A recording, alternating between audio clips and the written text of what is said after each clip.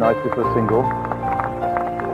It's a short one, and a very good hook indeed. Got right inside the line there. Notice how he saw it so early. Always picks them up early, and that's a real hallmark of a master. Playing as a team, helping each other along, is not something you can just turn on and off. It's got to come from in there, something in the heart, something which binds you to another chap. Lovely, square drive. Bonnie Hammond would have been proud. To keep a sense of balance and a sense of humour under pressure is you've got to be able to get the problem in front of you. But even though you're involved in the match, either in an innings or you're captaining a rather crisis stage, you've got to always just have it out in front of you so you can stand back from it and have a little smile at it occasionally and realise it is not really the most important thing in life, it's only part of life. There's Colin Cowdrey, who has just played 2 superb strokes. You can see what we mean. That's got him on his wrist. 6 runs still needed, and Colin Cowdrey coming out to bat with his left wrist broken, and the point being that David Allen has got the bowling. Cowdrey resumes, 19 not out. What tactics he can be suggesting, I just don't know. Last ball now. It's a draw! It's a draw. England have saved the game. 6 runs short of victory, and chaos here at Lords. The umpires having the stumps pinched from them. I've never seen this at Lords like this. The players being chased in. They'll be lucky if they get there without losing something, even if it's only a hat or a sweater.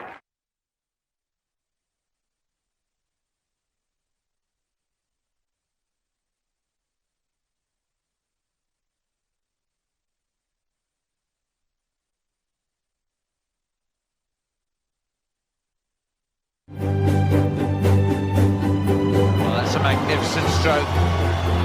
It's all about timing and finding the gap, and he keeps going on and on and on. Look at his wrists just turning over on this ball, almost as if he's playing table tennis. And Lara greets Matthew Fleming with a 1 bounce 4. And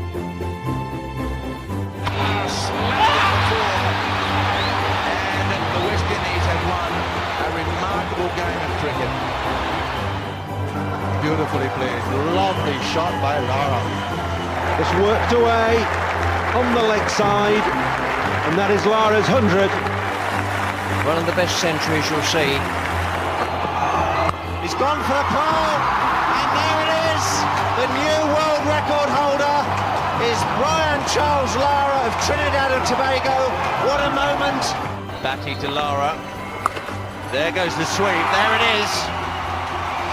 Perhaps the most significant single ever in the history of Test match cricket. Brian Charles Lara becomes the first man in the history of the game to register a score of 400.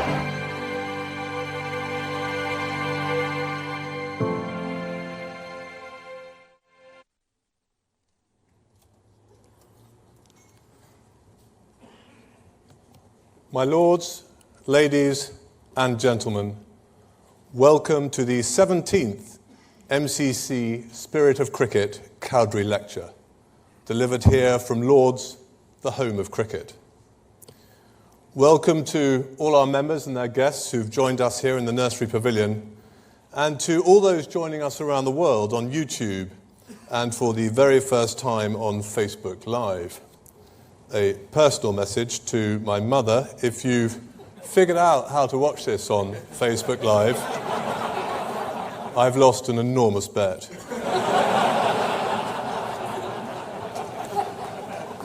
I am reminded daily of the extraordinary privilege accorded to me by Roger Knight in inviting me to succeed him as president, and to you, the members of the MCC, for making me so welcome throughout what has been a spectacular year. The MCC continues to celebrate and further the spirit of cricket. The Cowdrey Dexter initiative is integral to so much of the club's work. For example, in its partnership with Chance to Shine in thousands of schools in England and Wales. In the club's community work, which is flourishing on a local, national and international level. just 2 weeks ago saw the launch of the club's work in Masifamuleli. I can't believe I've nailed that. I won't even try saying it again. Where the club's 3-year, £50,000 investment will help to unlock other fundraising for this township project in South Africa and ensure a long-lasting legacy that will mirror the community work the MCC has done so fantastically in Sri Lanka and Afghanistan in particular. Closer to home, the MCC's response to the Grenfell Tower tragedy in the form of a significant donation, the hosting of hundreds of first responders at a T20 match, and the development of a junior coaching program for affected youngsters demonstrates our ongoing commitment in the local area. As you know, the spirit of cricket is enshrined as a preamble to the laws of cricket, and therefore a fundamental part of the club's DNA.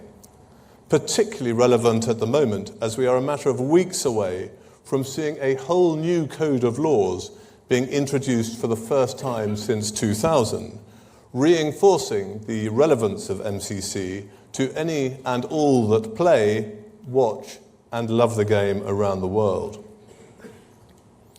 Today's lecture comes at the start of what we hope will be another big week for us all. Over 100,000 members and spectators are expected once again to watch a test match here at Lord's. It really does seem like the home of cricket. Now, this evening's lecturer is a true giant of the game. He is the only batsman to have ever scored a century, a double century, a triple century, a quadruple century, and a quintuple century in a first-class career.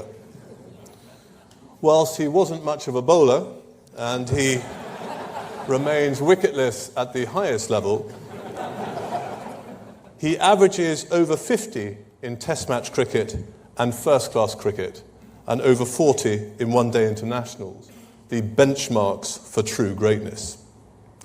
His match-winning performance of 153 not out against Australia in Bridgetown, Barbados in 1999 was rated by Wisden as one of the 2 greatest test innings of all time, alongside Bradman's 270 in the 1937 Ashes. Statistics alone do not do justice to this evening's guest speaker. A captain, a leader, a hero to many.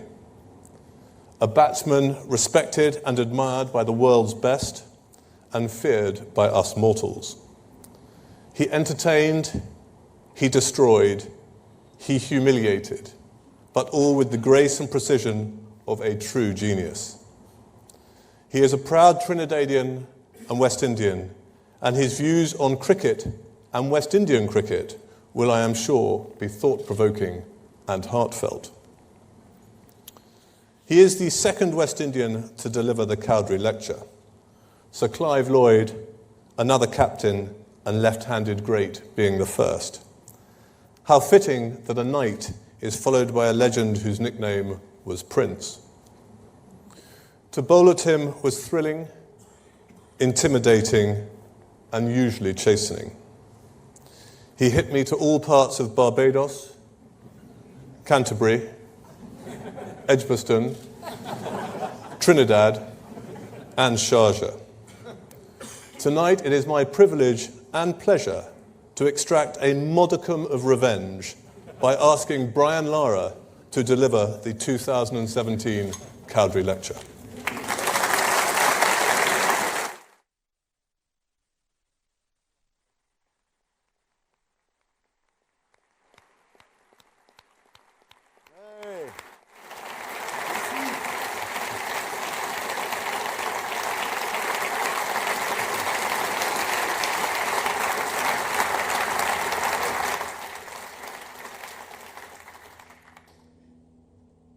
Thank you very, very much, ladies and gentlemen.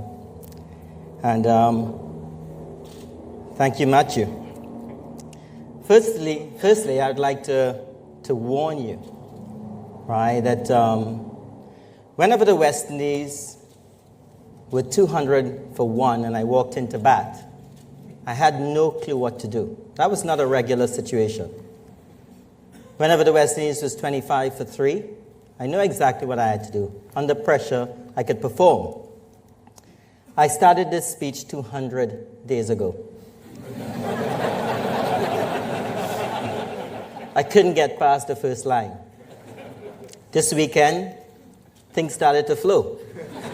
I was under a bit of pressure. Just a little while ago, I met a lady, and with an incompleted speech, it would be really nice just to mention a little bit about the conversation we had. She said, "Do you still live on Lady Chancellor?" I said, "Yes, I do." She said, "Well, I was born there." I said, "What's your last name?" She said, "Dos Santos."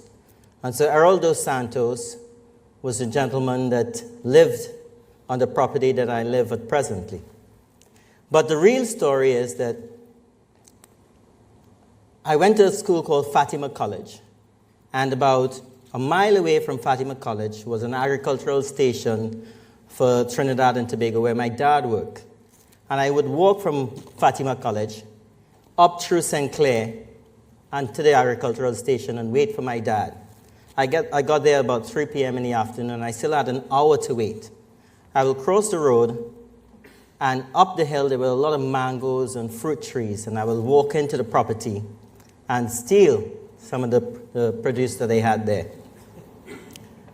Fast forward, 1994, thanks to Angus Fraser and Andrew Caddick and those nice English bowlers, I scored 375.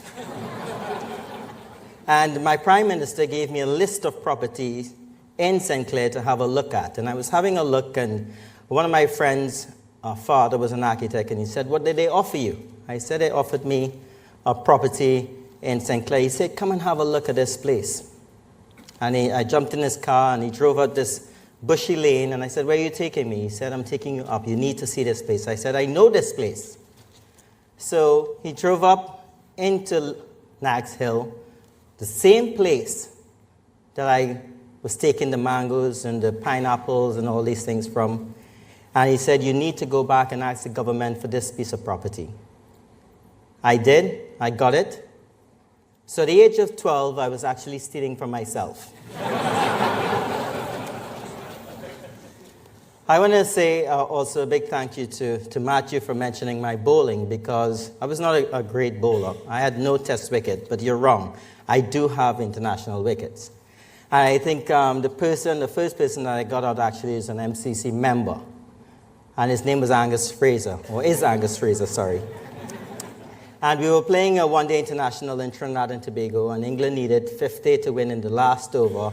And Richie Richardson threw the ball to me, and Angus Fraser's eyes lit up. And somehow he thought that England could still win the match. 50 in 1 over. And the first ball I delivered, he chipped down the wicket, missed, and got stumped. But my bowling was nothing much to talk about, and I actually lost the plot in England in 1991. I came on a tour with the West Indies team, my first tour, and we were playing a match in Darlington, up north. And it was a 2-day game before a test match. I wasn't playing in the test matches. I was the perpetual water boy during those days. And Viv Richards, on the second day after we batted, said if anybody wanted to bowl, and I immediately put up my hand. Ambrose and Wards didn't have any interest. And he ignored me, and I still warmed up, and he still ignored me. Finally, he looked at me and he said, "Do you really want to bowl?" I said, "Yes, I want to bowl." He said, "Okay, look." And I bowled leg break and go glazed, and not very well. It took me a couple overs to get my line and length. And eventually I bowled about 7 overs, decent overs. Didn't get any wickets, but was economical. And I said to him I had enough. And the bowler from the next end bowled the over, and Viv threw the ball to me and turned his back, and it didn't seem like he got the message. 2 overs later, I said I had enough. He threw the ball to me again. My figures at the end of the day, 25 overs, None for 130. Why would I want to become a bowler? On that same tour, Sir Viv was given a beautiful Vauxhall Calibra, I think it was. And I stood outside a hotel in London and I said to him, mistakenly, that looks beautiful. I'd love to get behind the steering wheel. He said, go ahead, have fun. Threw the keys to me. He jumped in the passenger seat. 3 months later, I knew all the motorways in London. Sorry, in England. I became his driver. The only strip of road I actually wanted to see during that series was the 22 yards between bat and ball, and I actually didn't get an opportunity to play a test match in that series. Ladies and gentlemen, it's a great honor to be here in front of you this evening. I walked in, I touched glass with a lot of people, and I feel that there is a sense of happiness, the same happiness that I feel as a West Indian after the recent clash between both our nations. I say this with no malice, no sarcasm, because I believe that the astonishing performance by this young and inexperienced West Indies team in Headingley would have been applauded in every county in England.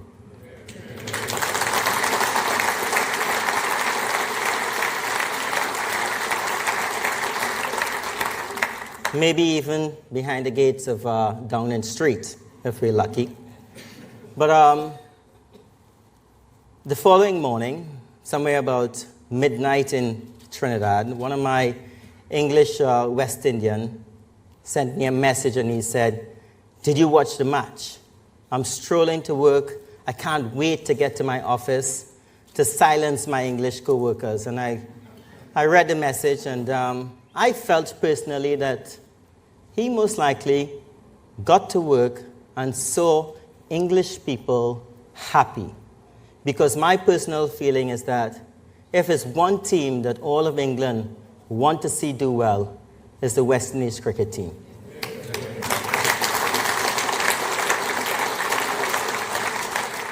He also said in that message, though, that good luck in your lecture. If you want to have a beer or two, I'm in London. I'll be on a bender still celebrating the victory.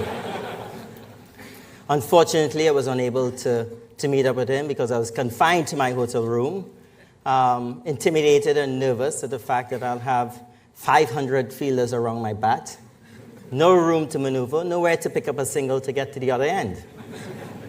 So here I am tonight, the second West Indian to deliver the Sir Colin Cowdrey lecture. And you have to understand that move that you made. The first person was Clive Lloyd. And I suppose you were quite happy to hear how the West Indies gave England a hiding. And maybe how many ever years later, you're quite happy to put somebody on the stage where the shoes is on the other foot. I did not beat England a lot.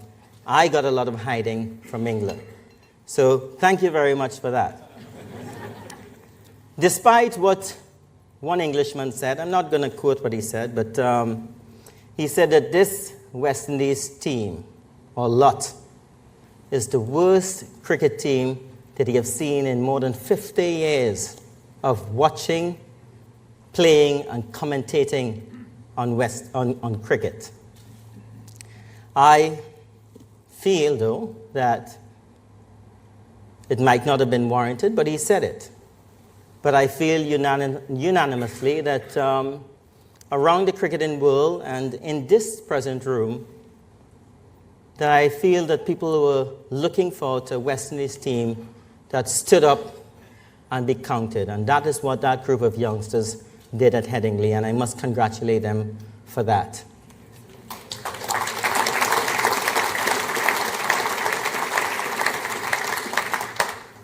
I was in Trinidad in my bed. As you know, it's 5 hours difference, and I heard David Lloyd Bumble being interviewed in the morning, and someone asked him, who do you think is going to win the match? And he didn't say anything unequivocally. He just said, Wouldn't it be amazing if that young West Indies team could pull this off?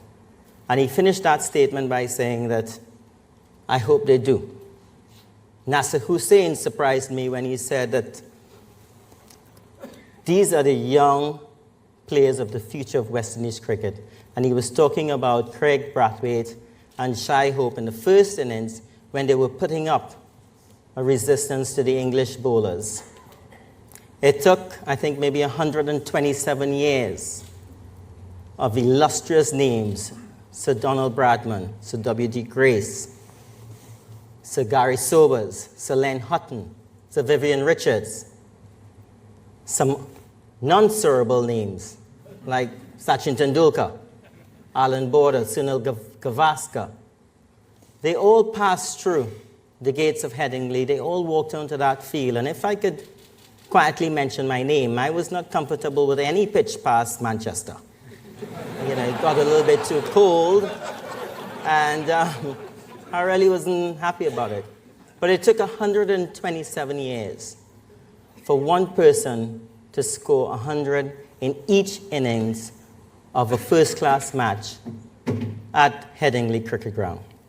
That person, a number 4 batsman for a West Indies team with an average of 18. And how unbelievable it would have been if Craig Brathwaite joined him in the same test match. I can't say anything more than ask you to give this team really and truly a round of applause.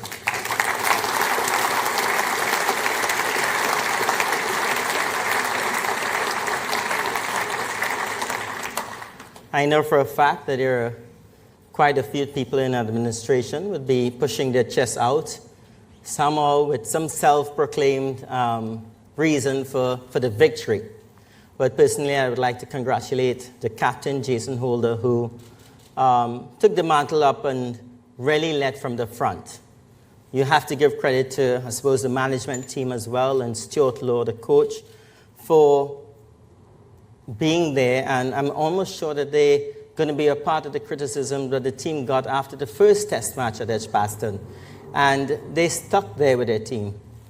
But what was amazing, and I think all of them should take a bow, is the fact that it was not any one individual that performed in a way that made sure that the team won. I think it was a true team effort, and they must be given credit for that. And I'm not going to keep going on about it, because I know the old saying about one swallow doesn't make a summer. And I know the English team is going to be out there at Lord's after, I suppose, an unexpected defeat, looking for a series win. And all I can really ask for from my boys is that the same discipline, the same camaraderie, the same self-belief that they showed at Headingley, please show it at Lord's. What come may, I believe that the performance at Headingley serves as a tremendous template for West Indies cricket moving forward. On to the lecture. And so Colin Cowdrey, amazing man. And I was a little bit of a historian at the beginning of my career, and meeting Sir Colin Cowdrey at Arundel in 1991. I remember going up to him, and I was accompanied with Sir Wesley Hall. And Sir Wesley's introduction to Colin was, Colin, meet Brian. This is a young player that we have under construction.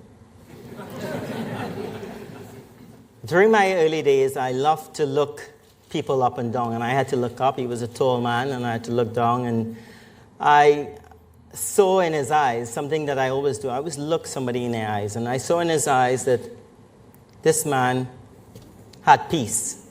This man had in his eyes, you're welcome to come and talk to me anytime you want.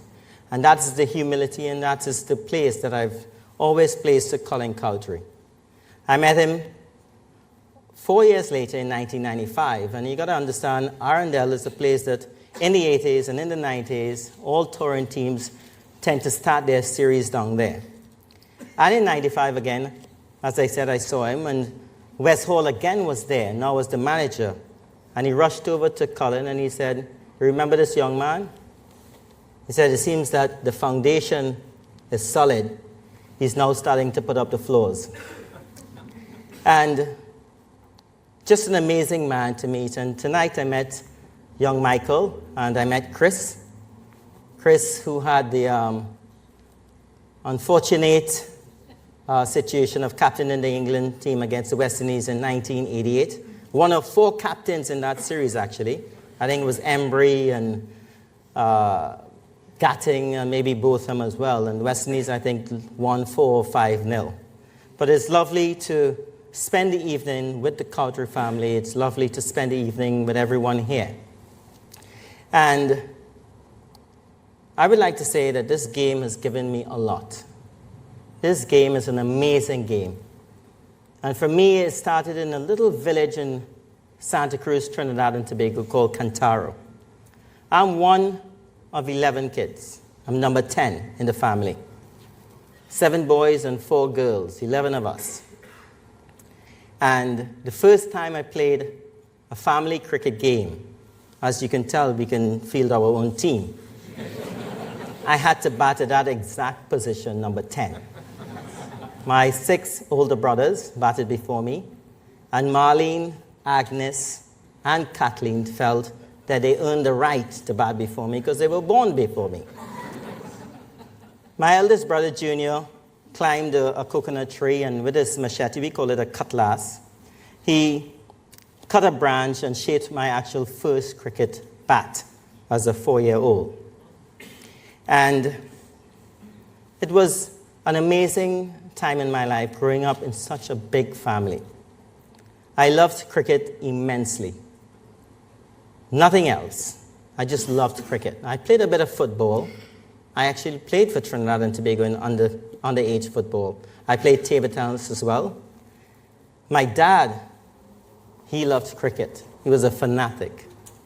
And I remember, he never actually placed any pressure on me, but I remembered one time where indirectly he told me exactly what he wanted me to do. He never actually wanted me to get that kick around the ankles and run behind footballs. The Trinidad and Tobago national under-16 football team was heading to Venezuela. Harvard Coaching Clinic was heading to Barbados cricket. And he looked at me and he said, what are you doing? I said, going to Venezuela, of course. He said, okay, no problem. You have gear? I said, no. He said, well, if you want a cricket bat, come and talk to me. Other than that, I don't want to hear from you. So off to Barbados I went and never really looked back. And I could understand the old man's point of view. He had 6 other sons. They were crap.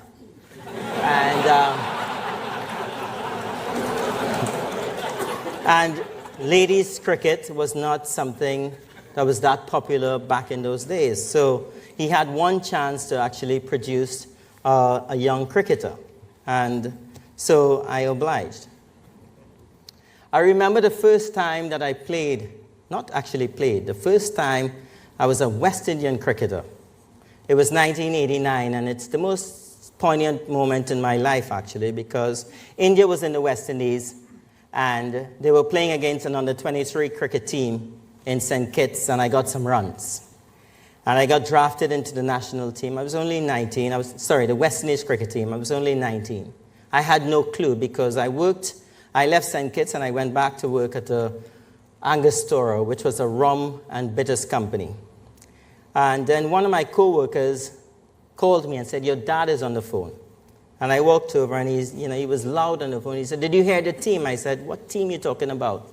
He said, did you hear the team? I said, what team? He said, the West Indies team. I said, no, I didn't. He said, you're on the team.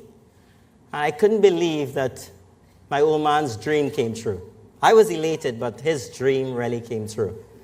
And my boss at Angostura gave me a case of rum and a case of bitters.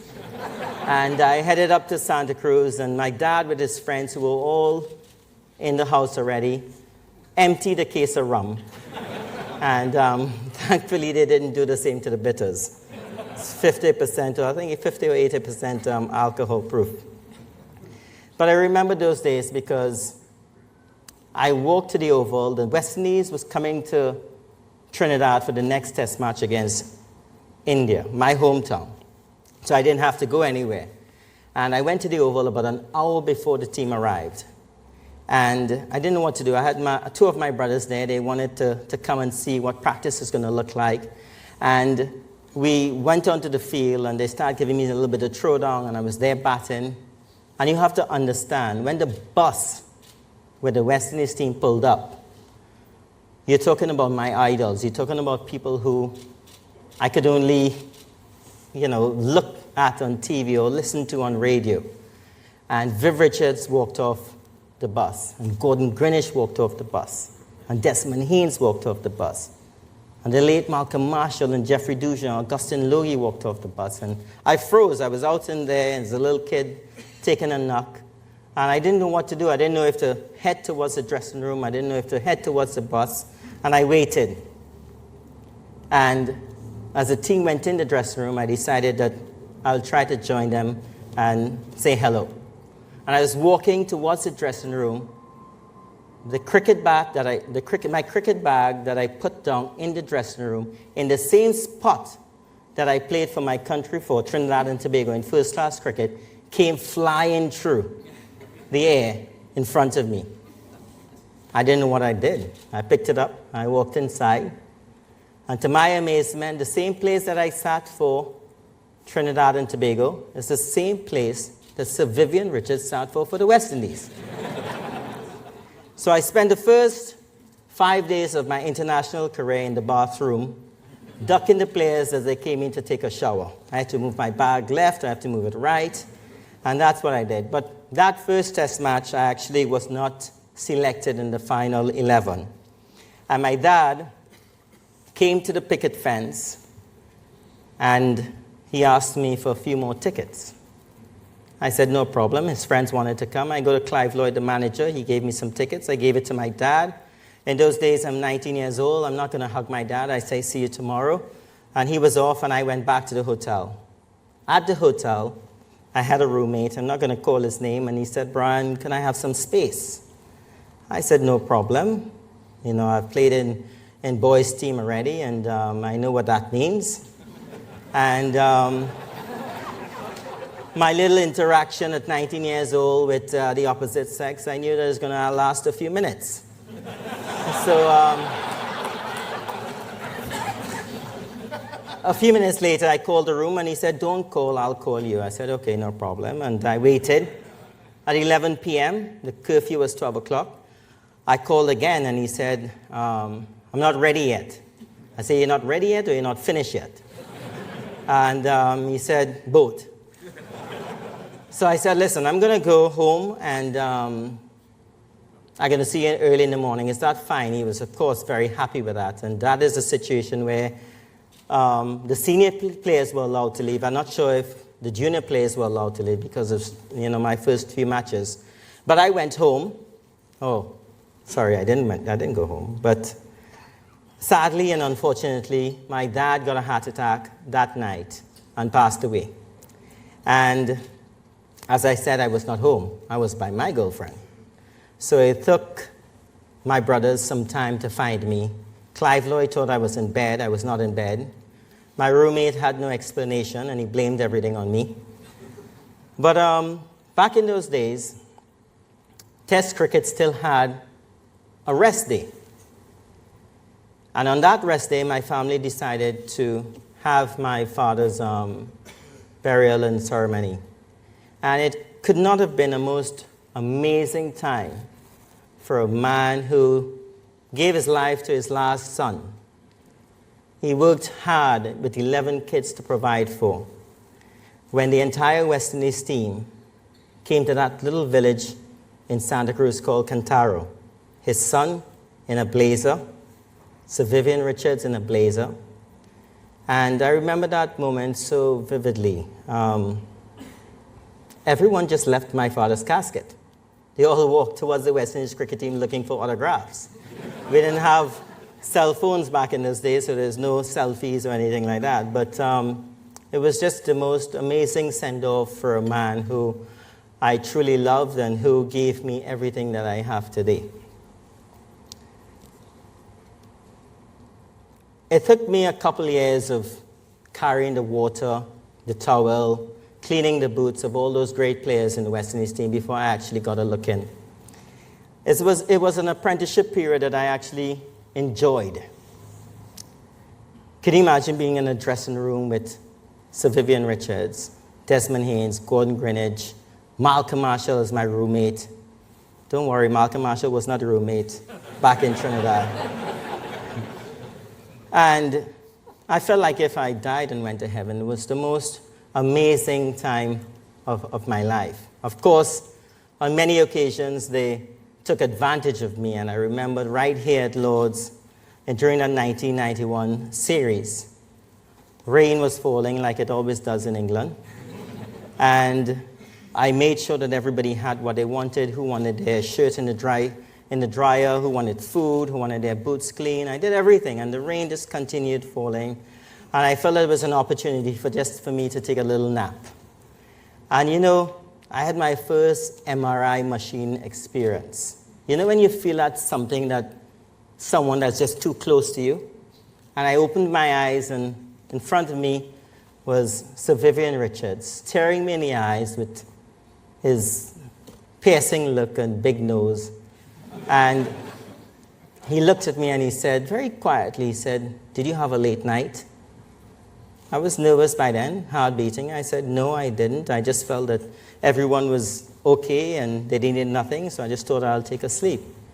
And then he looked at me, and if he got any closer, I promise you his nose would have been resting on my cheeks. And he said, "Listen, get your ass up, go outside and watch the rain. You're not being paid to sleep." And I got up as a youngster. I went outside on the balcony at Lord's and I watched the rain. I was out there an hour later. It was still drizzling when Lance Gibb, the manager, came and he said, "Brian, I have a horse running at Doncaster. Let's go down to the betting shop and we have a winner." So I got up and I turned and I walked inside, only to run into Sir Viv, bareback, a towel was around his shoulder, and the meanest look on his face. I made a U-turn and went back on the balcony. But it's wonderful years of West Indies cricket really and truly started in 1928 when the Imperial Cricket Council decided to give the West Indies test status. We were the 4th test-playing nation in the world. My dad was born in 1927, so I mean he was a 1-year-old at the time. And for the next 90 years, the West Indies, with varying cultures, as you know, political division, cricket unity, but all other sporting exclusivity. I wish Usain Bolt actually ran for the Caribbean or the West Indies, but he ran for Jamaica. But we all loved him anyways. We can still hold our heads up high. During that period of emergence of West Indies cricket in the early days, during the period of self-belief and independence in the 50s and 60s with Sir Frank Waller as our captain, during the period of dominance and invincibility with Clive Lloyd in the 70s and 80s, maybe less for my period of decline and sporadic brilliance. Brilliance in a way sometimes that was much better than anything we've ever achieved. Case in point, Headingley.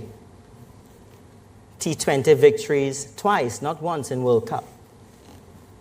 Champions Trophy victory in England in 2004. Chasing 418 runs in a test match in the 4th innings in 2003 against a rampant Australian team that is 3-0 up in a series. You know how difficult that is? Chandrapal and Sawan scoring centuries. I remember that match because on the evening of the 4th day, the late David Shepherd, who was umpiring, gave Ridley Jacobs out, an Antiguan in Antigua, off his shoulder. His hands and back was nowhere near the delivery. And he gave him out. And they threw a few bottles and cans on the field. And after the day's play, I went over to the dressing room with a couple beers, and Venkat, I think, was the other umpire. And David Shepherd was pink. And he looked at me and he started to apologize immediately. I said, David, don't worry about it. Have a beer. It happens in cricket. The fifth morning, Vasper Drakes was batting.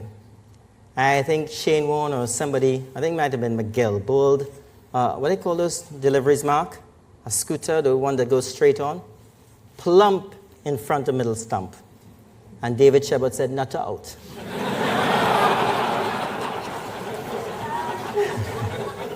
That was just amazing feat by a West Indies team that was very young. Back-to-back victories in 1999 against a very, very strong Australian team. We almost actually regained the Sir Frank Worrell Trophy. And I remembered going to Australia in 1992-93, and we were 1-0 down with 2 test matches to go. And Walsh was bowling to Craig McDermott, and he gloved the ball to Junior Murray, and we won the test match by 1 run. And then eventually won in Perth to win the series 2-1. Just magnificent times for West Indies cricket. And bear with me if I just mention some of the names during that 90-year period. And maybe we can start with Sir George Headley, the emergence of George Headley when the West Indies got that test status. He was called the Black Batsman. He was called Atlas. Born in Panama, moved back to Jamaica, and still to today, with only 20-something test matches under his belt, is still considered to be one of the greatest batsmen of all times. Sir Larry Constantine, the 3 W's, Ramadan and Valentine. Sir Garfield Sobers, one of my favorite cricketers and someone who has been a mentor to me. Wes Hall and Charlie Griffith. Let me call some other names. Kanai, Lloyd, Fredericks. Fredericks was actually my first role model as a batsman, short, left-handed, and I was an opener at the time. Sir Isaac, Vivian, Alexander Richards, Gordon Greenidge and Desmond Haynes. The fast bowlers, Andy Roberts, Michael Holding, Joel Garner, Colin Croft, Malcolm Marshall. And I have a little bit of allegiance more to the period, the players that played in my period. I had Ambrose, Walsh, Carl Hooper, Ian Bishop, Chandra Paul, Sarwan, Chris Gale, Adams. These are all people that made a huge difference to cricket in the West Indies, be it any period. And I'm very, very proud of actually being a part of West Indies cricket for 17 years. And ladies and gentlemen, I might be meandering along, and I know that this lecture is all about bringing to the ears of the audience cricket-related matters that are pertinent in today's world, that are being discussed in boardrooms or bars, golf courses. And I do have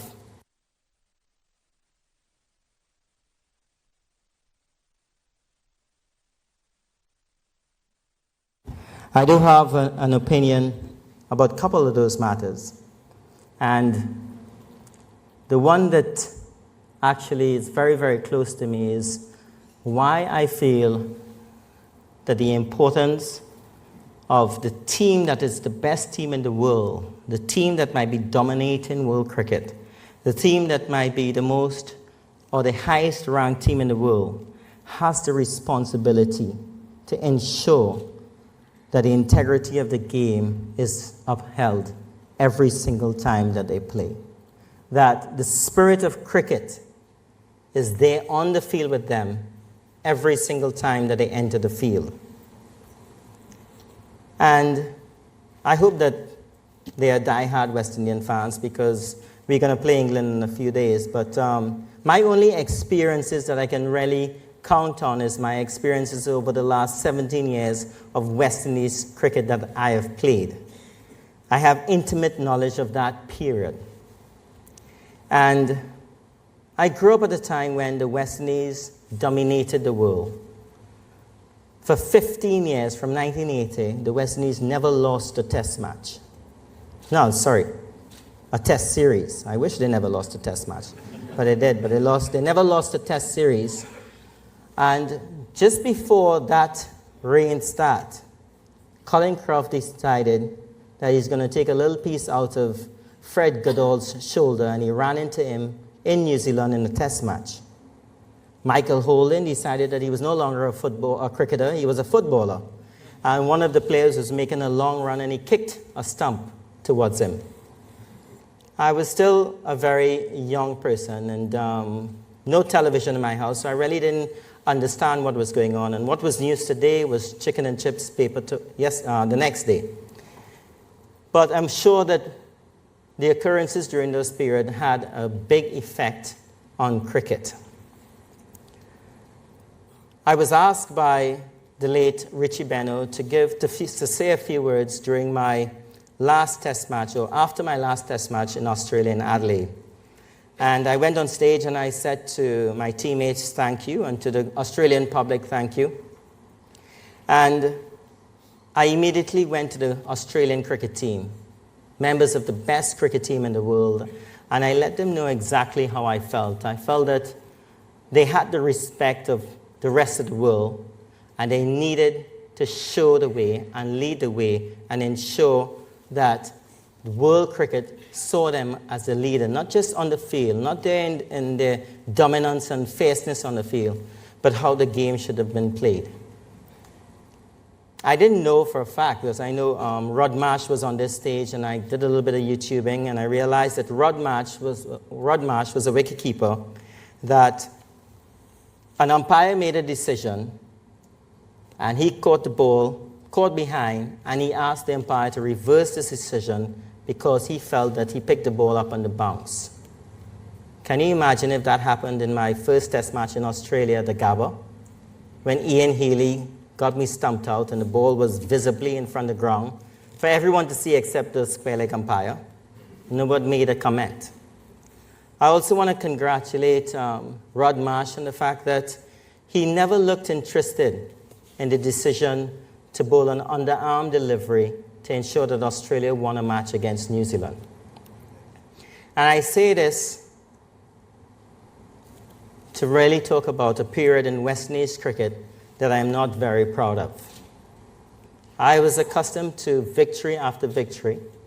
The West Indies actually never trailed in a series during my period of time. But in 1988, Pakistan came to the Caribbean. And Imran Khan, who was not supposed to come, and I know he spoke here a few years ago, decided to come to see if he can beat West Indies for the first time in a long time. And they won comfortably in Guyana. And they got to Trinidad, where I'm from.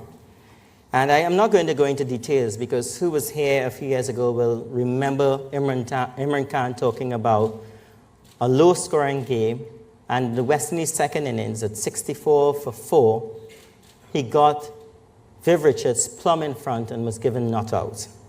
And he got 100, and the West Indies drew the test match. What I'm surprised about, because that was not the most troubling moment for me, was that in the next test match in Barbados, West Indies drew that test match. Pakistan was still 1-0 up in the series. It was a keenly fought test match. And on the 5th day, Geoffrey Dujon was trying to steer West Indies to victory with the tail end, and Abdul Qadir bowled a googly, hit his glove, and ricocheted to a bat pad, and the entire Pakistan team went up. And I think the umpire did like this, not out.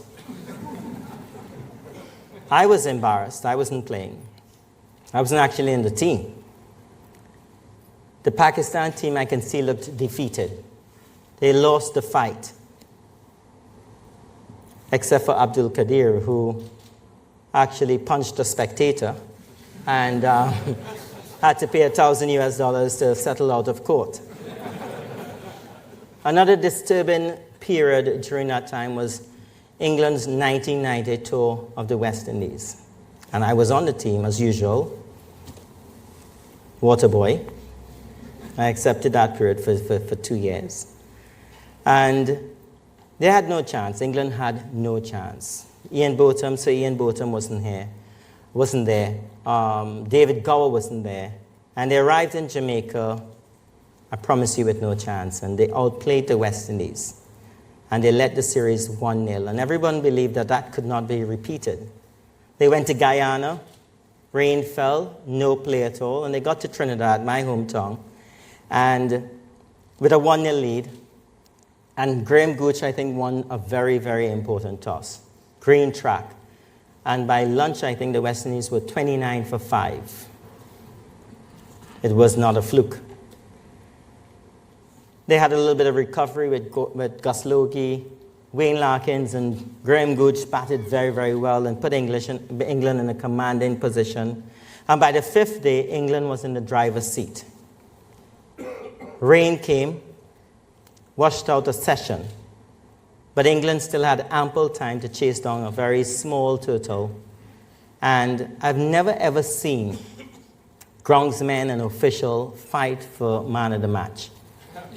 They moved lethargic, slow. If there was a wet spot, somebody went off the field, they came back without nothing in their hands, they went back again, and they took their time to ensure that this game was not going to start anytime soon. It started, I think, with a couple hours to go, and England still had ample time to beat the West Indies.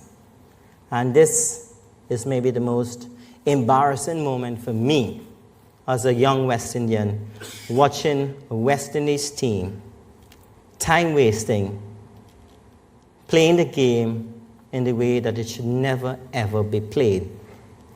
And Graham Gooch called this player, I think he got injured, he got a broken finger, and it was getting very dark, and he called his troops in, and West Indies was able to grab a draw out of the jaws of defeat. I think we bowled in 1 hour, 7 overs. It was truly embarrassing. And you got to understand, I was a 12th man. So I was like very, very guilty. I was running out with lacings, banana, water, cough tablets, all sorts of different things during that last hour of Test cricket. So it was truly embarrassing.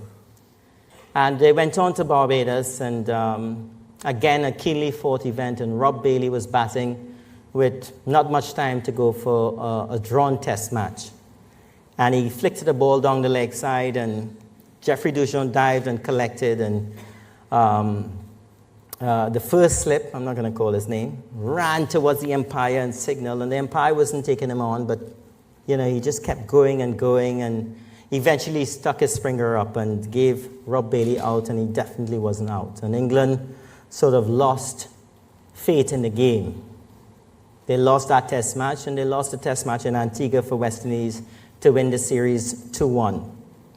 And as a West Indian, I really and truly was embarrassed as a young cricketer, as someone who looked up to a lot of the individuals in the team. I felt that it was one of the saddest moments in the world.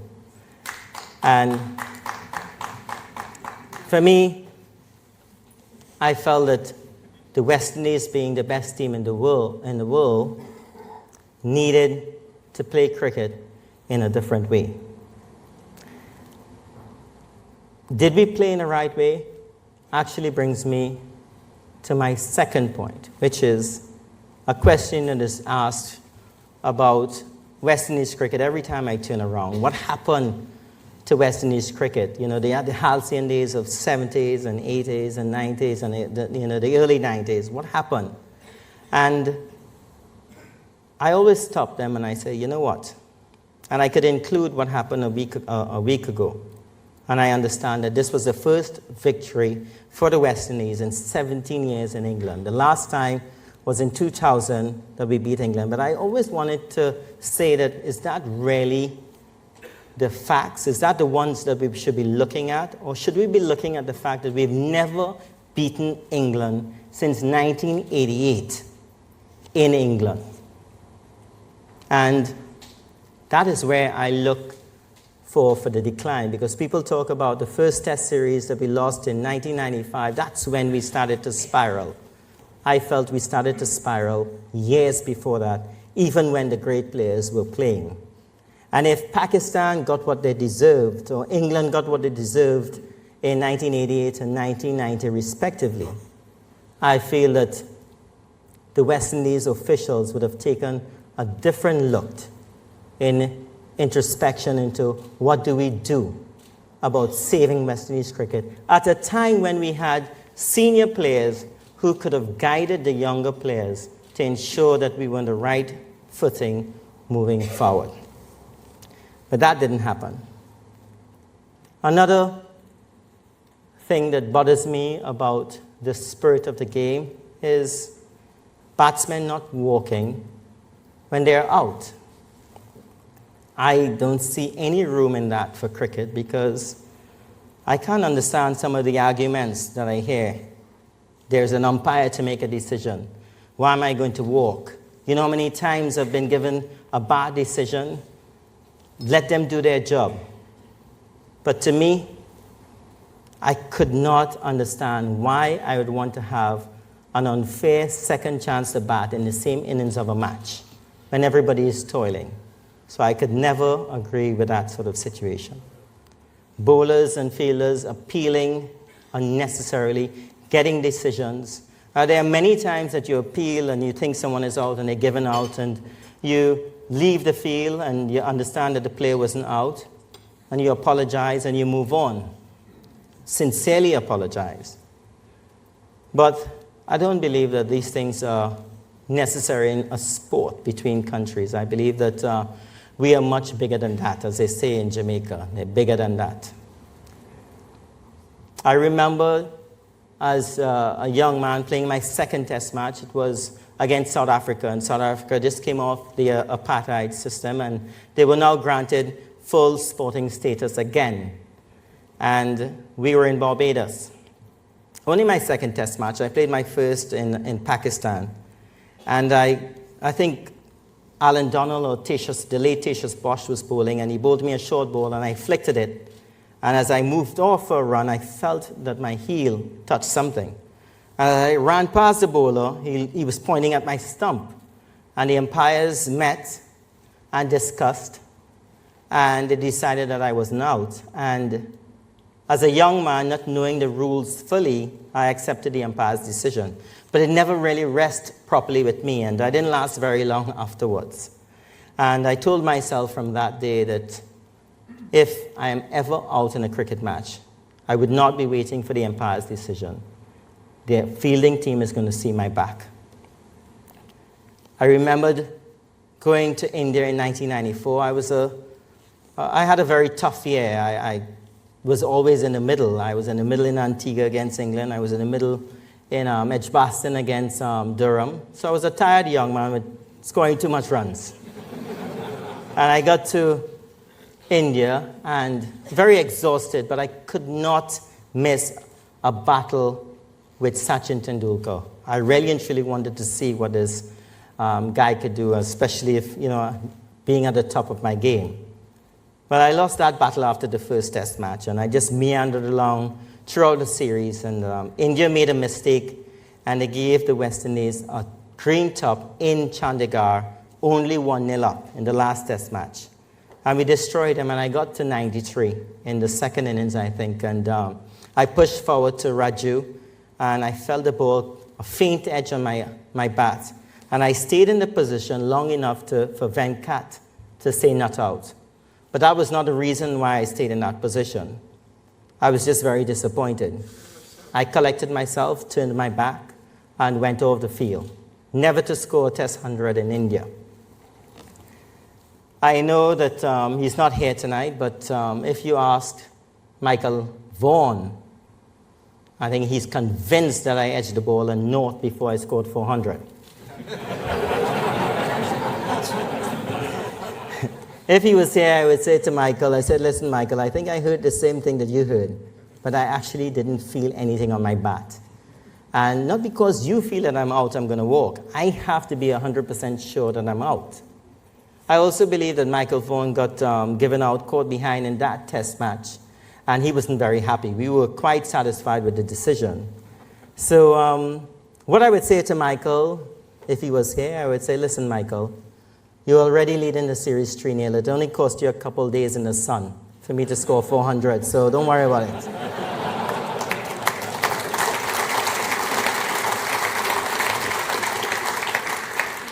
What I do want to apologize for as a West Indies captain is that that same year, 2004, we came to England and we won the Champions Trophy against England in the finals at the Oval.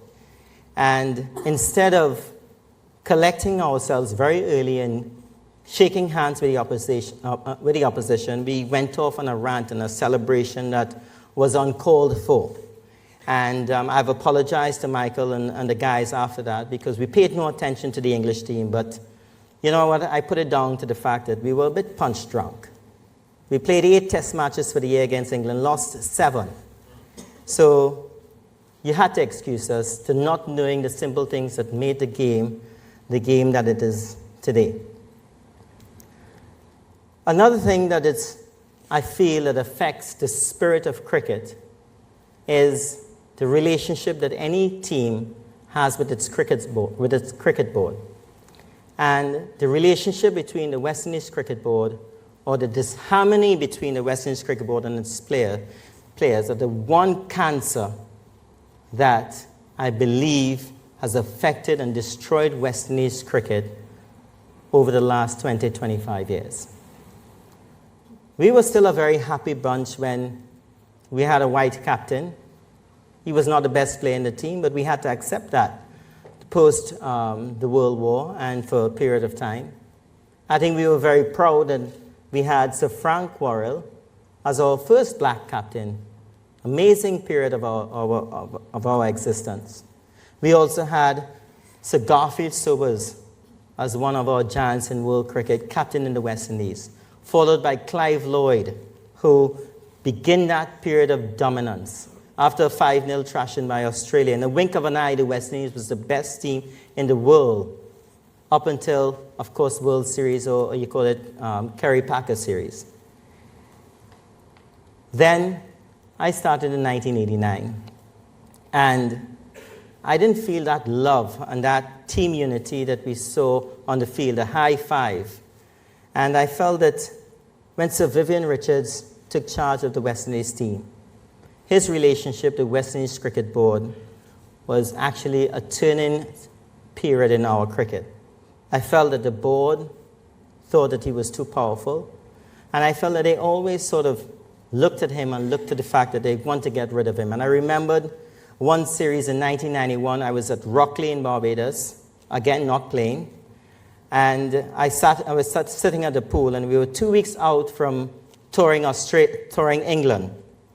And he came around the pool, it was dark, and he didn't see me, and he was mumbling and, all sort of expletives. And I said to him, Skip, what's wrong? And he said, can you believe 2 weeks out from a series in England, they haven't selected a captain? And I said to him, won't worry about it, man. You're mad, they must pick you, you're crazy. And he looked at me and he said, shut up, because you know that you're sure you're going. I'm not sure. And he was right. As a 21-year-old, if you're in the 13, you're definitely in the 16. But as a 39-year-old and captain, you never know who is gunning for you. And so Viv got selected for that tour, and he relinquished the captain in England, wanting to play the World Cup in 1992 just as a player.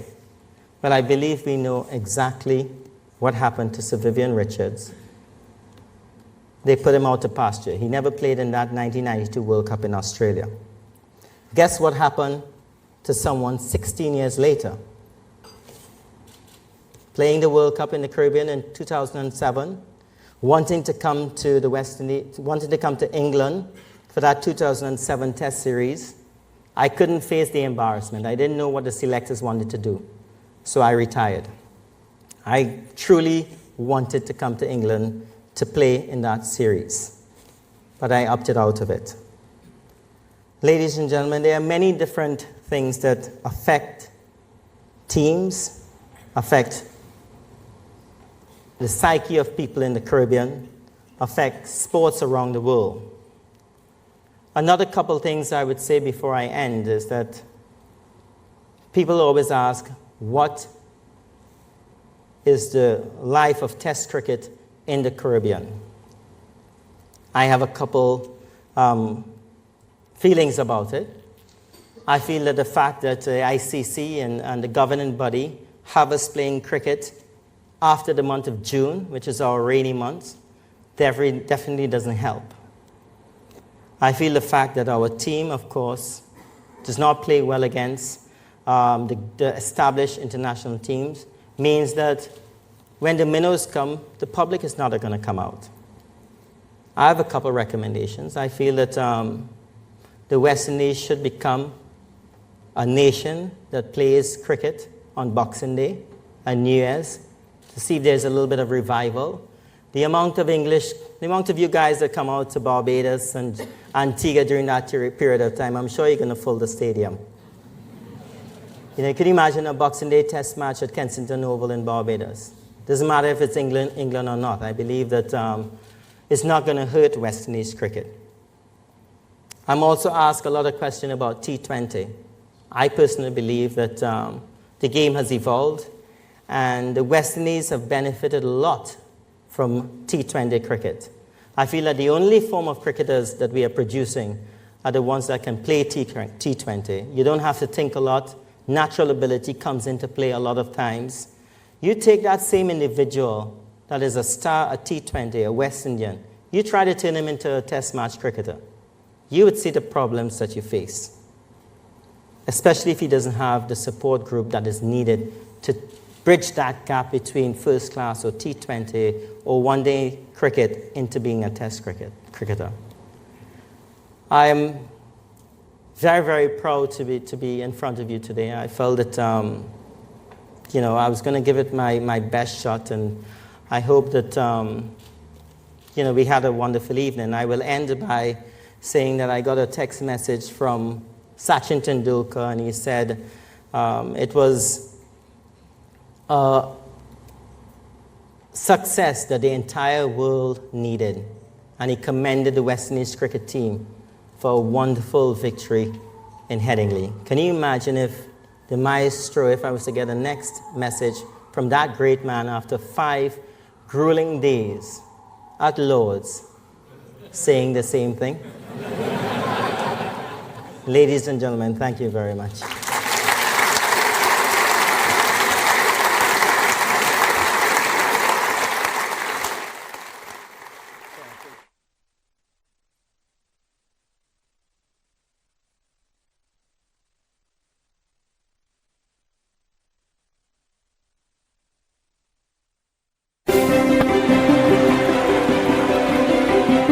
To me, on any level, they were world class.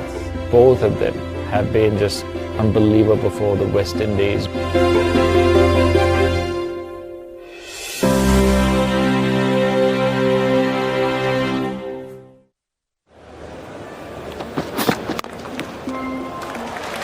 Time after time by Chandler Paul. Grace, elegance, ease of play from one end when it's Brian, and then you see this hard, grafting, mentally tough, but never say die attitude from the other end in Shiv. I think if you put them both together, they quite complemented each other. Batting with Brian is amazing because it makes things so much easier for you as a batter. I think first of all he complemented my style of batting. As someone who, when I got set, I wanted to actually dominate. I needed someone on the other end to sort of facilitate. That was brilliant. 50 partnership. The most elegant, sort of aesthetic batsman you could probably wish to see in Brian Lara, and certainly the greatest player that I had the privilege of playing against. My favourite all-time cricketer was and still is Sir Vivian Richards, and then that spot is now equally shared by Brian Lara. When I first saw him bat, it was just magical to see that. I would be on strike and they'll bowl me outside off stump and I would leave the ball. But then when Brian get down to strike, they bowl Brian out there, Brian will cash in on those balls. Brian was driven by records. He wanted to leave his mark on the game as a great But what Shiv wanted was a little bit different. He just wanted to be out there for as long as the captain would allow him or the conditions until he declared or he got out. He's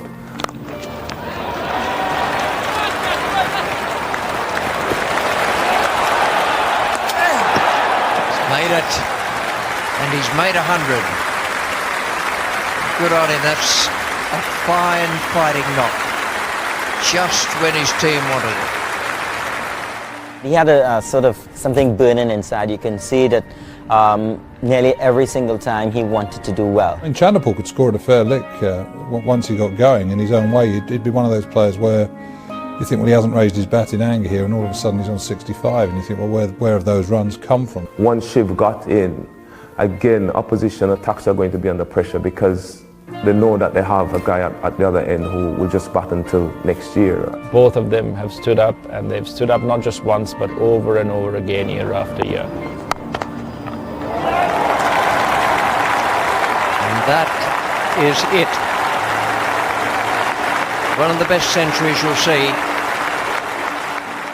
No time at all I felt like, you know, I was a better player or I was overshadowing. I think he knew on occasions that if we have a partnership, if I control the partnership in terms of scoring the majority of the runs, he was still playing his part and he was still going to get to that milestone that he wanted to get to. I've seen great players from the past fail to become great partnerships because there was competition, whereas there was never any competition between Brian and Shiv.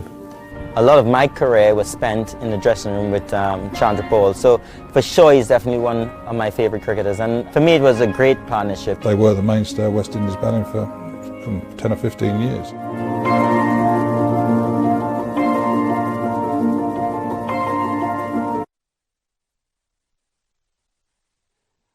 Right, ladies and gentlemen, I think, if I may, on behalf of us all, Brian, we knew you could bat.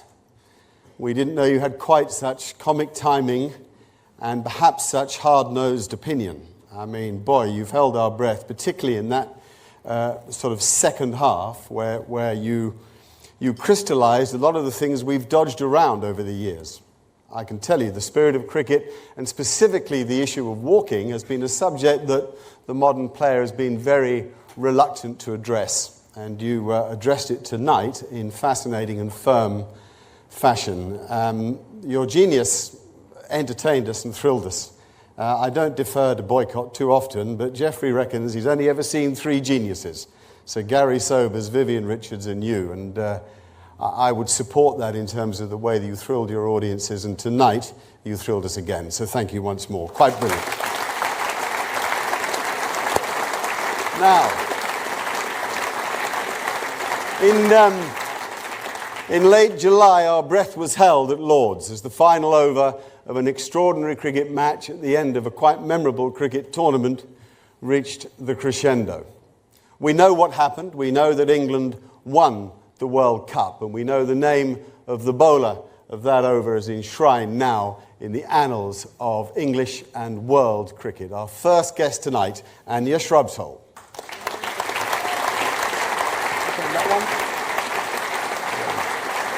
Great to see you. We knew his dad first some years ago, Bluey, a real character and a very fine player. What we've seen in his son is much of the same flair and self-confidence. We've also seen an emerging international cricketer of substance and a terrific entertainer. Jonny Bairstow.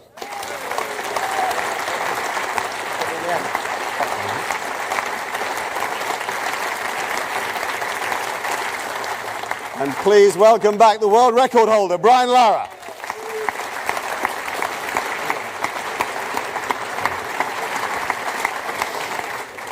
Great stuff. Anya, I have to start with you. I have to go back to that over. I have to go back to your beating heart. I have to know how hard or easy that is, if that's something you train for and you're ready for, or if the moment is yours for the taking and you believe it, or if you're terrified.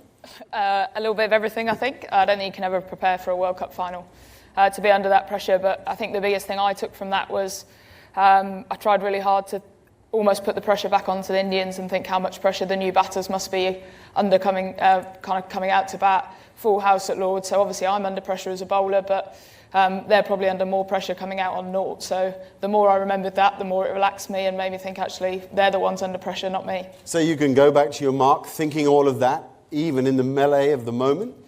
Yeah, actually.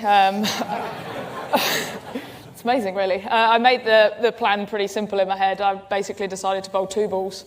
So that made everything pretty simple for me. All I had to do was nail those 2 balls. And think how much pressure, basically a Yorker or a slow ball on the stumps. They were the only 2 balls. So I wanted every ball hitting the stumps. 2 balls I had to bowl. Plan was as simple as that. And every now and then as a bowler, you get on a run and you almost feel unstoppable. And I kind of had a bit of a moment there for 4 overs at the end of the World Cup where thankfully everything went my way. And would you specifically practice for that moment in the way that footballers might practice penalty taking? You can never practice the pressure because you don't play in World Cup finals very often.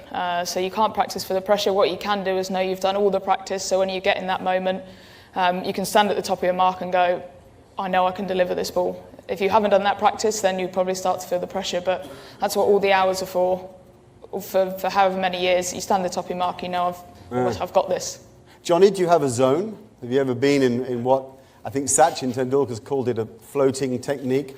Barry Richards has called it a space in which you know you can do whatever you choose to do. Have you ever been in a zone where you feel almost unbeatable?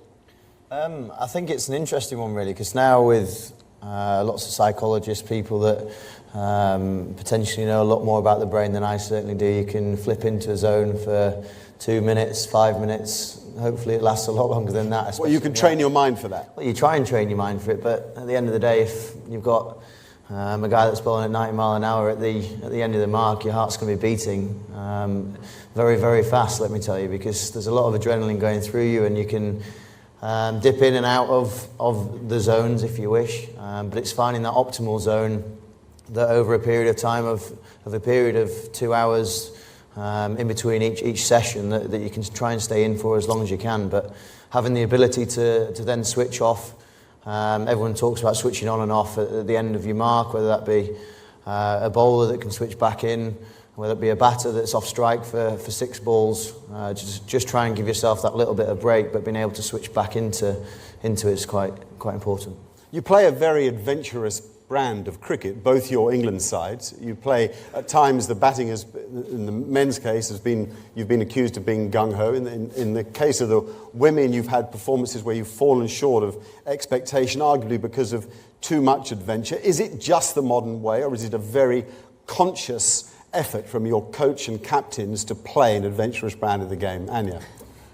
Look, we've got a lot of cricketers in our team who play their best cricket when they're being positive. I think there's a fine line between positivity and recklessness when it comes to cricket, and it's finding that balance. And I think it's something I've always thought. Everything in sport, I guess, is either good or bad by the outcome. If someone nails a reverse sweep that goes for 4, people go, "Oh, how brave! What a brilliant shot!" If they play that and get out, then people go, "Well, how stupid! Well, why are you playing that shot at that time?" So anything's only judged by outcome and whether it succeeds or not. Look, there's obviously a right time and a wrong time to play a certain way, but it's judged. Wait a minute, Jonny. It's judged by outcome. It's judged by outcome by the rest of us. But inside the dressing room, I have a suspicion that it's judged by preparation. Yeah, there was a third of the field free with no fielders in it, so that's why I just put that one straight. Didn't pick that in on purpose, sorry. First shot that came to mind. I think, to be really honest with you, you talk about the brand of cricket, you've got to look at the individuals that are within a dressing room, whether that be the backroom staff, whether that be people that work by statistics, people that work by technical analysing, people that are just freaks that just go out and know how to play, and you've just got to let those people go. Each person in the room will operate differently, whether that's with stats, whether that's with looking at and analysing different ways of people and how they think. And I think it's important that with this current group of players, you look at some guys that you've got in it that you just let them go. So someone like Joe Root is very technical. He knows exactly how his trigger works. Someone like Stokes, you just let him go. He can change a game on its head. Moeen, we've seen him this summer be absolutely fantastic. And I'm sure that in your team, when you played and you first came in and you looked up to those guys and you're like, well, how do they actually do that? How do people go about their own business in their own individual way? And I'm sure you, from the start of your career, will have been different to how you were mid-career and end of career. And it's actually learning how to understand the best way for you within your team and within your environment that's key. Was there any one player's method or preparation method, let's say, that you followed? No, I believe that the only way you can get into that zone, well, I felt for me, was by preparation. I was a batsman that was very vulnerable in the beginning of my innings. I would give the bowler 70% chance to get me out, 30% chance for me to survive. A couple hours later, it would be 50-50. A couple hours later, it would be 90-10. 3 days later. 3 days later. I think your favourite now, Brian. I believe that preparation was the key to getting into a zone. And sometimes what I didn't fall for is the fact that I might have been on 120, 130. McGrath would come back for a spell, and I was always having trouble with McGrath. I would put him back to 50-50. If he had 6 overs to bowl, 36 balls, I'd be facing 10. Chandrapal would be facing 26. That's how I got into the zone. Len Hutton's great line about playing fast bowling, isn't it, from the other end? Impact. A lot of lip service played to women's cricket for so long, but now it's real. Is the impact clear and present to you wherever you go at the moment? Yeah, it is. I think it's obviously something that's women's cricket, something that's coming to the fore more and more now, and I'm a big believer that the responsibility is firmly with us. You kind of only support what is a really good product, and at times in the past women's cricket hasn't been the best, but I genuinely believe now that it's a brilliant spectacle to watch. You only really had to see that World Cup final to know how far the women's game has come, and I think it's getting the support that it deserves. There will always be people who say it should be more, there will always possibly be people who say it should be less, but at the end of the day we're professional athletes. There are differences to the men's game, there's no getting away from that. We won't ever be able to bowl as fast as them, we won't ever be able to hit the ball as far as them, but in my opinion there's no difference in the level of skill, it's just a different kind of skill, and I think people are appreciating that more and more, and I think it's the same in any sport. People have grown up watching men's sport, and women's sport is something different, and if you don't appreciate it for being something different, then I don't think you're going to like it. But like I said, I think more and more people are kind of getting behind it, and the game itself is really growing because of that. And so many young girls at Lords, and so many young girls now playing. Yeah, exactly, and that's actually the most important thing. Again, I've always said it's one of our major roles as international cricketers, to win, because winning teams are much easier to support, but then also to be able to inspire, because what you want is a brilliant international team for years to come, and you only get that by having a huge number of people to choose from, and that comes from young girls playing the sport, really enjoying it, and that's where our England cricketers of the future will come from. The importance of the value of heroes. Was your dad your hero? Yeah, naturally it was in the Caribbean where I first picked up a cricket bat on the beach. Or on the 1980 tour? Yeah, 89. I'm not that old yet. No, well,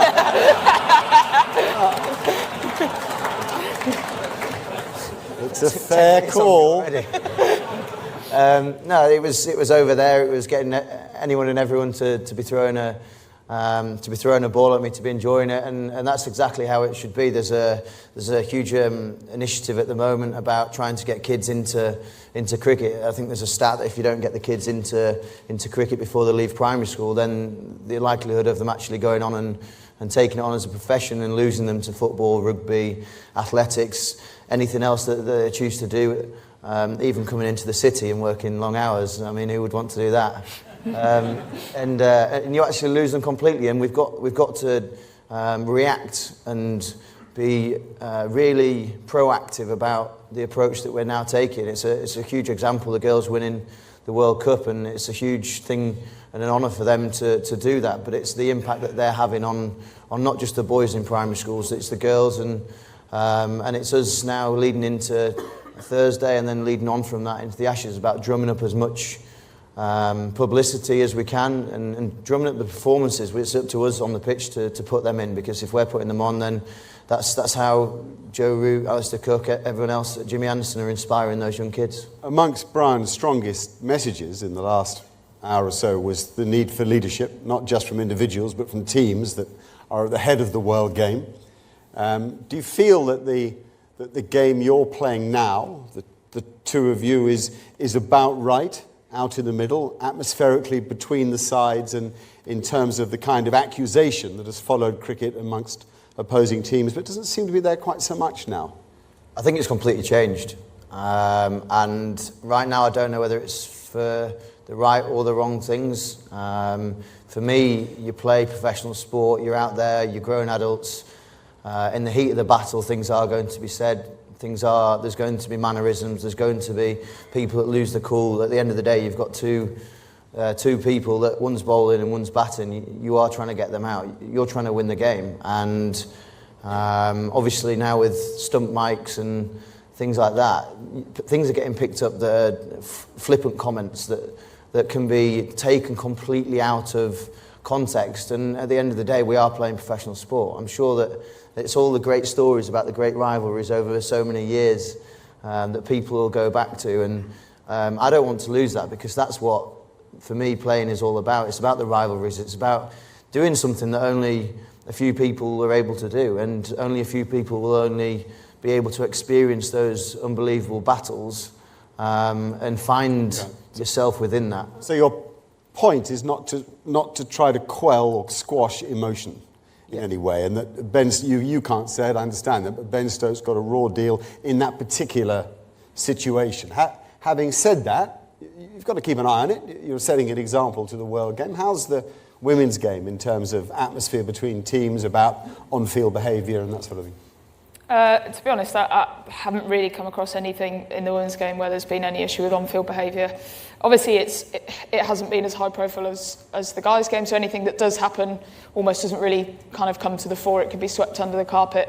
But I guess I echo what Jonny says. You've got people out there who are highly competitive. They're probably not going to reach that level unless they are highly competitive, and occasionally things might be said that in an ideal world won't be said, but that's, as a general rule, it's heat of the moment. There's obviously a line that should never be crossed. I'm a big believer in that on a cricket field, on any sports field. But ultimately, the best cricket's when the two teams are really competitive, and they're the most enjoyable games to watch. Almost as brilliant as you in this room last year was Brendan McCullum, who talked a lot about the need to see cricket clearly, not to get confused by cricket, to understand what it was and to treat it right, and it'll treat you right. You, as I say, came out with some pretty strong messages there. Are you more comfortable with where the world game is now? Do you think the leading sides are beginning to respond? I know we've seen the odd shenanigan, haven't we? We saw Warner and Kohli go at each other a couple of series ago, but even that seems to have softened. Things seem better to me watching from the outside. Well, the point I was making was not the interaction between individuals, because I was someone who lived for that sort of environment. I wanted you to talk to me. I wanted you to try to sledge me. I'm not talking about the fact that if you're the best team in the world and you're playing against one of the minnows and you're having a bad session or two and you see the reaction of some of the players, I believe that that moment is not necessary. I remember playing against Australia. We played a match in Jamaica, and they tried sledging me. And I was there for a couple days. And they stopped.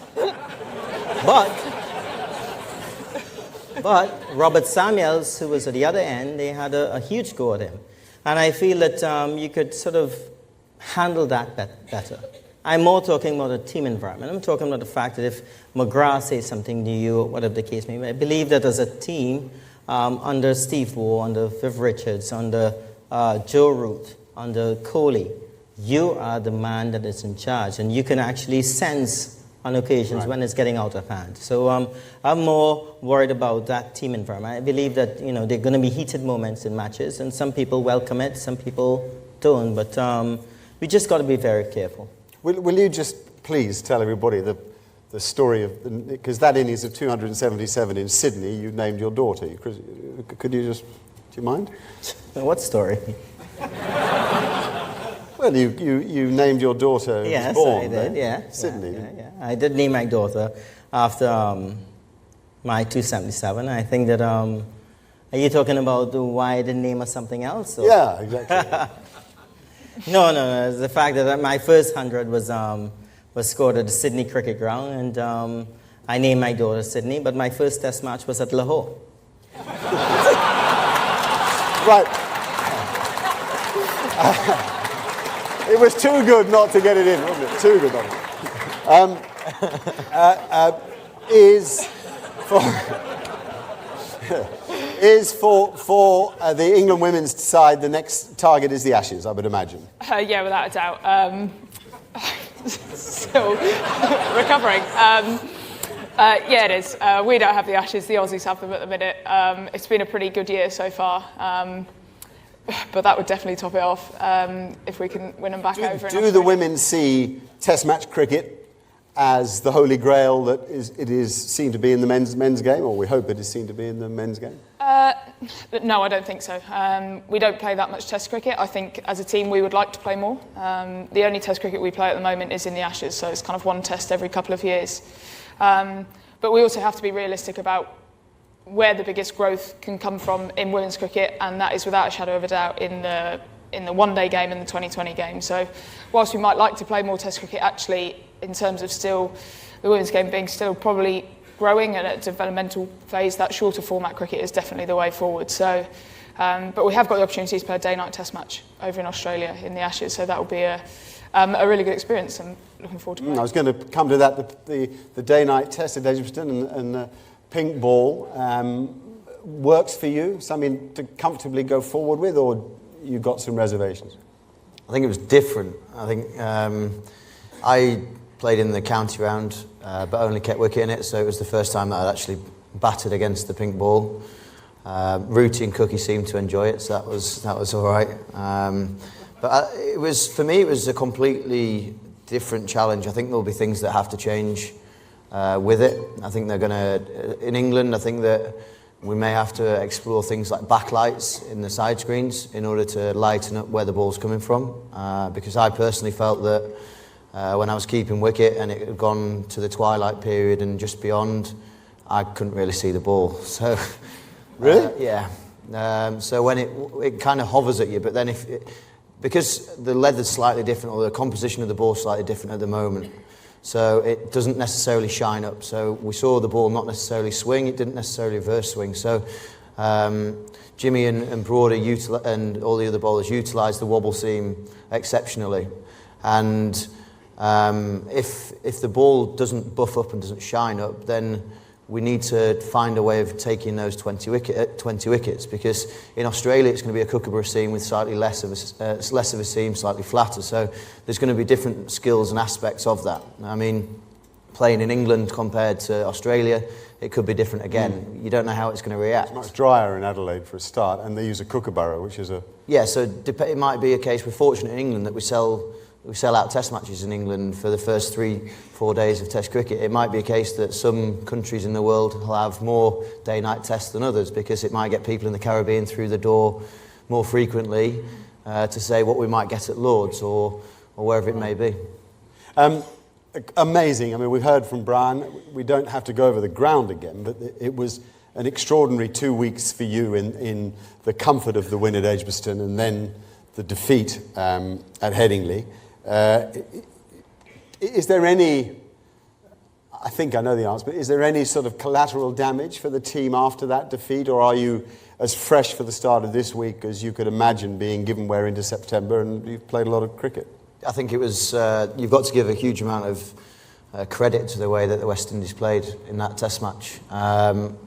To lose the toss and to bowl, they bowled extremely well that first morning. And then to hold the nerve, we thought it was a very good declaration, not just for setting up a game that the West Indies could potentially win and go on to win, but it gave us a chance that evening to bowl 6 overs to potentially take two wickets, a wicket in that evening session, to then come back at Headingley. There was potentially a little bit of rain around as well, to hopefully go on and win the Test match, and they played outstandingly well. But do you feel good and fresh and ready for this week? Yeah, absolutely. Apart from a couple of sore fingers where I've not caught it right, but I feel absolutely fine. And you'd say everybody for absolutely fine. It's very interesting come September that you really feel that. That's not speak, it's... No, I feel fresh. There was a lot of talk in the earlier season about people resting, people playing some forms back at the counties. But I firmly feel that the balance has been right. For the guys that have played in the Champions Trophy in the 1 days prior to that, it is going to take its toll. People that have been to the IPL as well, there is going to be things that go around, but at the end of the day, it's our job to play cricket, and we're very, very proud to do that. Great.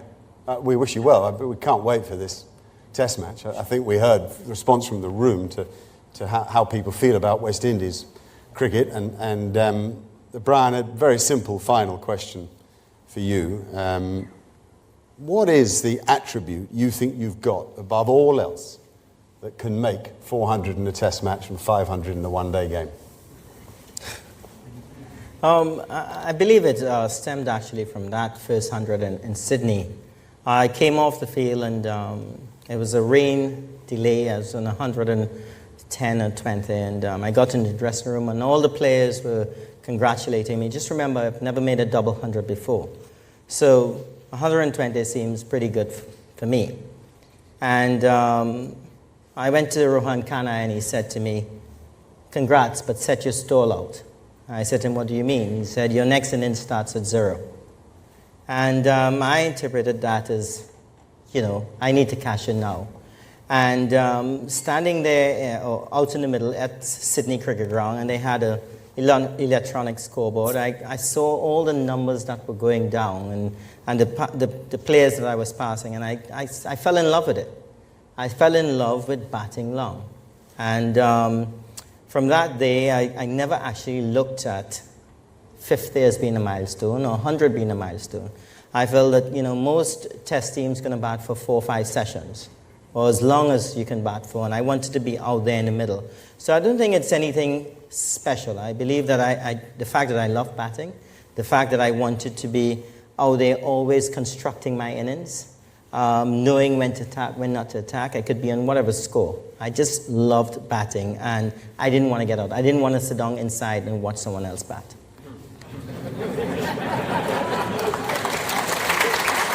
Very good.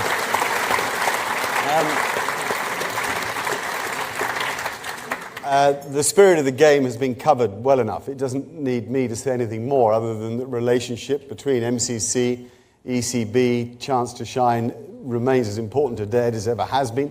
Tom Harrison is here, and ECB launched All Stars, which is, if you like, the lead into Chance to Shine. We're working on secondary schools. MCC continues to spread the gospel in a meaningful and exceptionally, I think, well-crafted way. We've heard a very interesting take on the spirit of the game, and if we could rethink the idea of what, in the end, we have to call honesty, I suppose, pure honesty, that's a very different dimension for cricket. We've had 3 remarkable people here for very different ways. One who survived the early and appalling loss of his father, to go on to not just emulate his father, but with respect to David, become a finer cricketer, and I think will go on to become a finer cricketer still. A young woman who held her nerve when everybody was watching, and that means pretty much everybody, who held her nerve at the most important moment in the history of women's cricket in this country, and a person who has not just racked up record after record, but has never failed to entertain while doing it. The pursuit of runs for Brian Lara meant the pursuit of joy for all of us. So all in all, I'd say a heck of an evening. Thank you very much.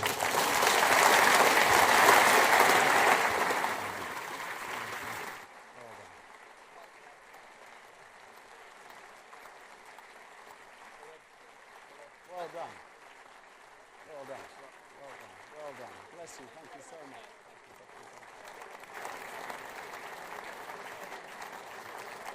I think a speedy retreat to dinner.